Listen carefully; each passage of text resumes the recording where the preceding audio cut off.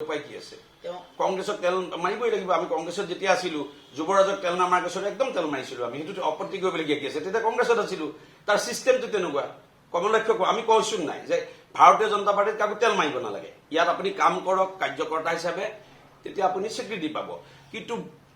যিটো চিষ্টেম কংগ্ৰেছৰ আমি তেতিয়া কংগ্ৰেছত আছিলো গতিকে ৰাহুল গান্ধীক তেল মৰা বাধ্যে গত্যন্ত্ৰ কি আছিল আমি একেবাৰে তেল মাৰিছিলো প্ৰত্যেক দিনে তেল মাৰিছিলো এইটো উপায় কি আছে এই তেল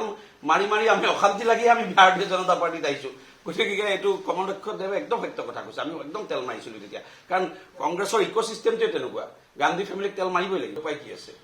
কংগ্ৰেছক তেল মাৰিবই লাগিব আমি কংগ্ৰেছত যেতিয়া আছিলো যুৱৰাজক তেল নামাৰ গেছত একদম তেল মাৰিছিলো আমি সেইটো আপত্তি কৰিবলগীয়া কি আছে তেতিয়া কংগ্ৰেছত আছিলো তাৰ চিষ্টেমটো তেনেকুৱা কমলক্ষ্য আমি কৈছো নাই যে ভাৰতীয় জনতা পাৰ্টিত কাকো তেল মাৰিব নালাগে ইয়াত আপুনি কাম কৰক কাৰ্যকৰ্তা হিচাপে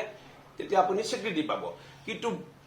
যিটো চিষ্টেম কংগ্ৰেছৰ আমি তেতিয়া কংগ্ৰেছত আছিলো গতিকে ৰাহুল গান্ধীক তেল মৰা বাধ্যে গত্যন্ত্ৰ কি আছিল আমি একেবাৰে তেল মাৰিছিলো প্ৰত্যেক দিনে তেল মাৰিছিলো এইটো উপায় কি আছে এই তেল মাৰি মাৰি আমি অশান্তি লাগি আমি ভাৰতীয় জনতা পাৰ্টিত আহিছো গতিকে এইটো কমলক্ষ্য দেৱে একদম সত্য কথা কৈছে আমি একদম তেল মাৰিছিলো তেতিয়া কাৰণ কংগ্ৰেছৰ ইক'চিষ্টেমটোৱে তেনেকুৱা গান্ধী ফেমিলিক তেল মাৰিবই লাগিব